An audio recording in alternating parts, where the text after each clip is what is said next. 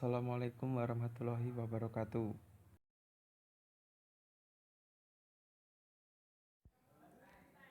Tugas pengantar usul fikih, dosen pengampu, Dr. Moh Nasyuruddin, MA MAG.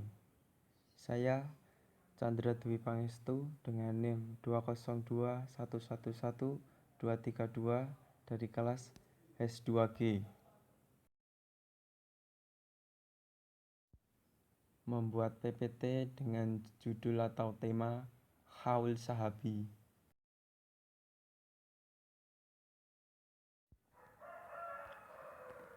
Pengertian haul sahabi. Mazhab haul sahabi ialah pendapat sahabat Rasulullah SAW tentang suatu kasus di mana hukumnya tidak dijelaskan secara tegas dalam Al-Quran dan Sunnah Rasulullah.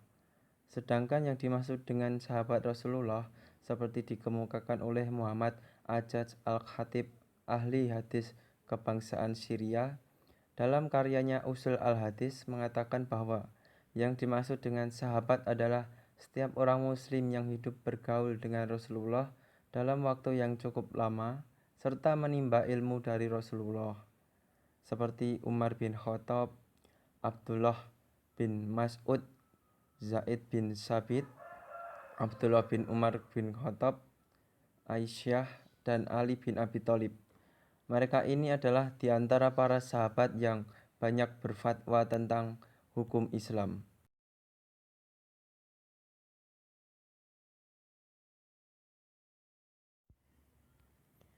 Macam-macam haul sahabi. Para ulama membagi haul al-sahabi ke dalam beberapa macam. Di antaranya, 1. Perkataan sahabat terhadap hal-hal yang tidak termasuk objek ijtihad. Dalam hal ini para ulama semuanya sepakat bahwa perkataan sahabat bisa dijadikan hujah karena kemungkinan simak dari Nabi Shallallahu Alaihi Wasallam sangat besar, sehingga perkataan sahabat dalam hal ini bisa termasuk dalam kategori al-sunnah. Meskipun perkataan ini adalah hadis ma'quf, pendapat ini dikuatkan oleh Imam Al-Syarqasi, dan beliau memberikan contoh perkataan sahabat dalam hal-hal yang tidak bisa dijadikan objek ijtihad seperti perkataan ahli bahwa jumlah mahar yang terkecil adalah 10 dirham. Perkataan Anas bahwa paling sedikit haid seorang wanita adalah 3 hari, sedangkan paling banyak adalah 10 hari. Namun contoh-contoh tersebut ditolak oleh beberapa ulama Syafi'iyah bahwa hal tersebut adalah permasalahan-permasalahan yang bisa dijadikan objek ijtihad, dan pada kenyataan baik jumlah mahar dan haid wanita berbeda-beda, dikembalikan kepada kebiasaan masing-masing. Kedua, perkataan sahabat yang disepakati oleh sahabat yang lain. Dalam hal ini perkataan sahabat adalah hujah karena masuk dalam kategori ijma'. Ketiga, perkataan sahabat yang tersebar di antara para sahabat yang lainnya dan tidak diketahui ada sahabat yang mengingkarinya atau menolaknya. Dalam hal ini pun bisa dijadikan hujah karena ini merupakan ijma' sukuti bagi mereka yang berpendapat bahwa ijma' sukuti bisa dijadikan hujah. Keempat, perkataan sahabat yang berasal dari pendapatnya atau ijtihadnya sendiri. Haul al-sahabi yang seperti inilah yang menjadi perselisihan di antara para ulama mengenai keabsahannya sebagai hujah dalam fikih Islam.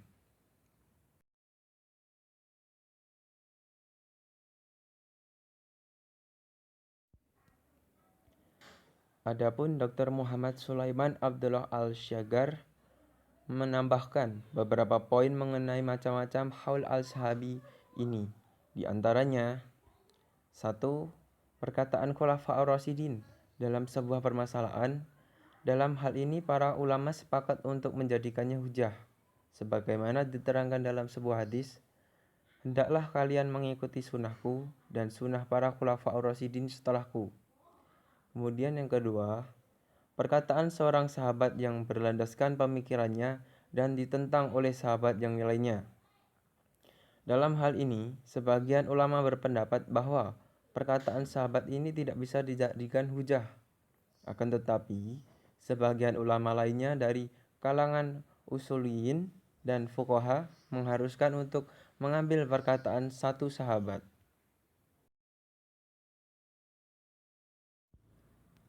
Dalam kitab Ilamul Muwaqqi'in karya Imam Ibnu Qayyim mengatakan bahwa fatwa sahabat tidak keluar dari 6 bentuk. Yang pertama, fatwa yang didengar sahabat dari Nabi. Kedua, fatwa yang didasarkan dari orang yang mendengar dari Nabi. Kemudian yang ketiga, fatwa yang didasarkan atas pemahamannya terhadap Al-Quran yang agak kabur pemahaman ayatnya bagi kita. Yang keempat, fatwa yang disepakati oleh tokoh sahabat sampai kepada kita melalui salah seorang sahabat. Kelima, fatwa yang didasarkan kepada kesempurnaan ilmunya, baik bahasa maupun tingkah lakunya. Kesempurnaan ilmunya tentang keadaan Nabi dan maksud-maksudnya. Kelima hal ini hujah yang wajib diikuti. Kemudian yang keenam, fatwa yang berdasarkan pemahaman yang tidak datang dari Nabi dan ternyata pemahamannya salah, maka hal ini tidak jadi hujah.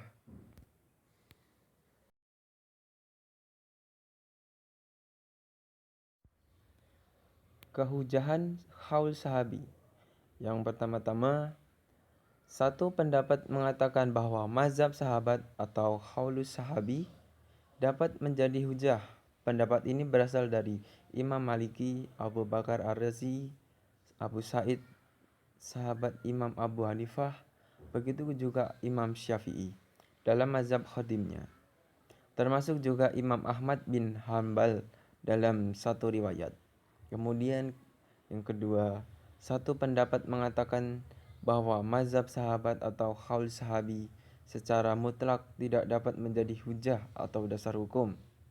Pendapat ini berasal dari Jumhur Asy'ariyah dan Mu'tazilah. Imam Syafi'i dalam mazhabnya yang jadid atau baru juga Abu Hasan Al-Qarha dari golongan Hanafiyah.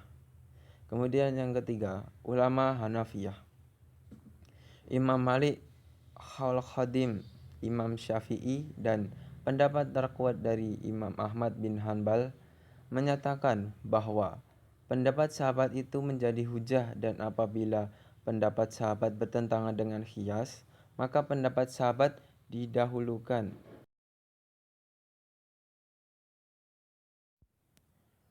Penggunaan haul al-sahabi oleh para imam mazhab. Para imam mazhab yang empat sepakat menjadikan haul al-sahabi sebagai rujukan terhadap masalah-masalah yang bukan merupakan wilayah ijtihad. Sebab dalam masalah-masalah yang bukan merupakan wilayah ijtihad, haul sahabi dipandang berkedudukan sebagai al-khabar, at-tawihi atau informasi keagamaan yang diterima tanpa reserve, atau juga yang bersumber dari Rasulullah.